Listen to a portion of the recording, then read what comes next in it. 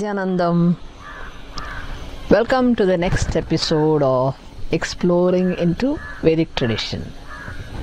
Today we are going to deal with the topic of Kriya. Kriya, the Sanskrit word, actually means action. Kr is the root of that word, which means to do. It means an action. Now, according to Vedic sages and seers and rishis, every action we do, when it is accompanied by a deep awareness, it is a Kriya. So, the Kriya actually involves your being aware, moment to moment.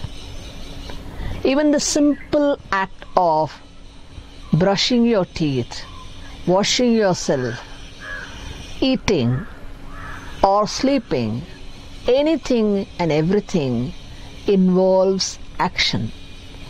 And if it is done with awareness, then you are involved in Kriya.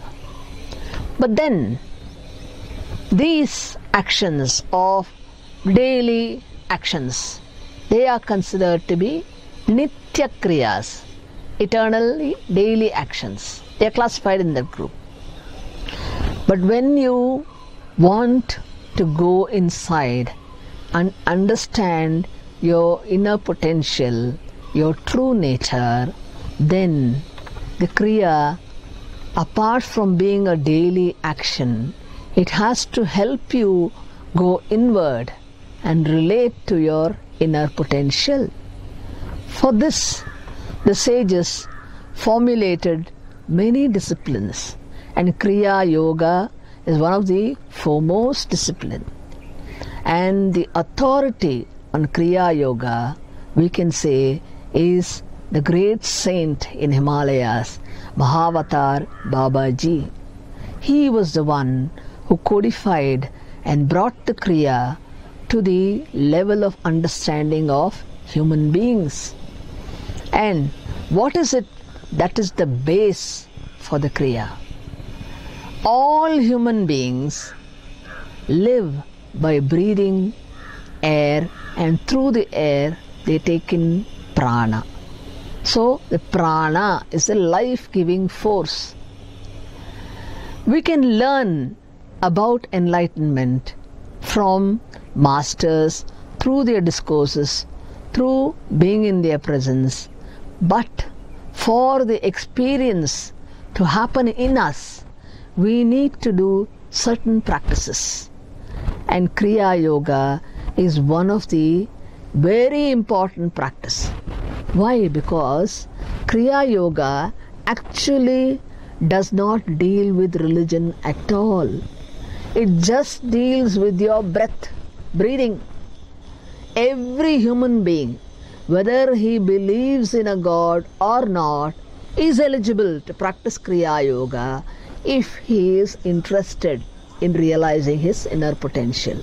Only that openness to realize the inner potential is the basic requirement for anyone to practice Kriya Yoga. And Mahavatar Babaji taught the entire science to one of his foremost disciple named Lahiri Mahashaya, and he had spread it to his disciples. 11 major kriyas are given. Let me read out the names. The first one, Mahamudra, next Navikriya, then Talabhya Kriya or Kechari Mudra, fourth is Pranayama, fifth one, first Omkara Kriya, then second Omkara Kriya, third Omkara Kriya, fourth Omkara Kriya, Yoni Mudra, Brahma Yoni Mudra, and Purna Kriya. All these Kriyas are advanced level of uniting your individual self with the cosmic self. So through the regulation of breathing, the person is allowed to go inside and relate to the cosmic consciousness that is present in each one of us. Now, what is the basic benefit of Kriya? It is to achieve an equilibrium, state of equilibrium, when you are unaffected by anything that happens, that comes to your cognizance. For example, even love, devotion, and all other feelings which we consider as positive feelings also are in the range of duality. What do I mean by that? When I say I am devoted, I am distinguishing myself from the object or the person or the deity or the God to whom I am devoted. So there is duality there. Love also, when I say I love so and so, I am distinguishing myself from that object or person or thing or whatever it is. So there is duality. The Kriya Yoga, when it is practiced as a yoga or a science of awareness leading you to the innermost experience, then you have to transcend or go beyond the state of duality, and that is the state of tranquil life, equilibrium.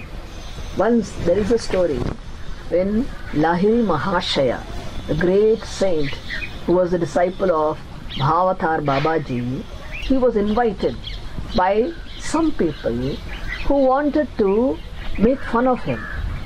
What did they plan? They had a very grand plan.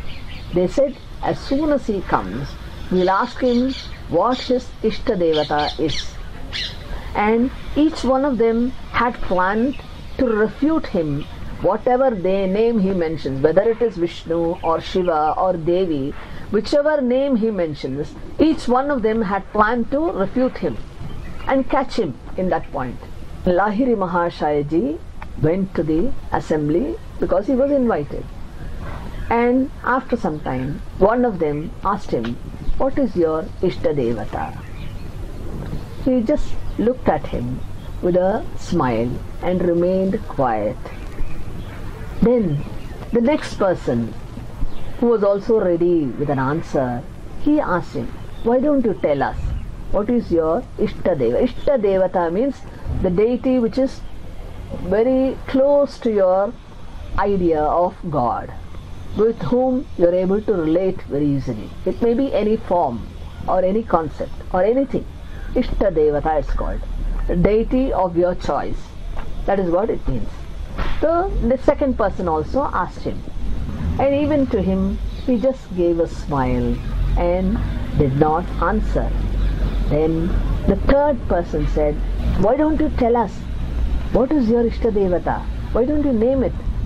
And then he said, tranquil equilibrium is my Ishta Devata.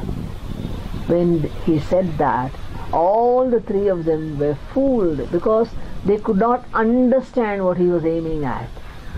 He was aiming at the state where you are beyond devotion, beyond love, and you don't need a form or a concept to be in that state. You don't need, you've gone beyond the state of duality. That is what it means. Kriya is a science formulated by ancient rishis to help every individual who is a seeker by regulating the breath in a special particular manner. The body, which is under the control of senses, gets the control, mastery over the senses, and the mind, the ego, the intellect, everything dissolves inside, so that he gets the ultimate experience. That is what is the basic meaning of Kriya. Even in our ashram, Swamiji has initiated the N Kriya. It is a science formulated or codified by him, so that each individual, wherever they are, whether they are in his presence or elsewhere, now we have the webinar connection, and therefore Swami is able to see all of you. So each one is in his presence, in the presence of a living master. If you are able to do that N Kriya, the benefit you will experience, it cannot be worded. So There may be many aspirants who are on the verge of understanding what their inner potential is. So this is one of the most wonderful method where you get direct experience. There is no need to go through a long procedure of learning, understanding and practicing austerities for ages together. No, this is a direct method. That is why Kriya is very popular among the Vedic civilization, among the practitioners of all the methods. So in Kriya is a wonderful opportunity for each one of us to understand who we are in our true sense. Nityanandam.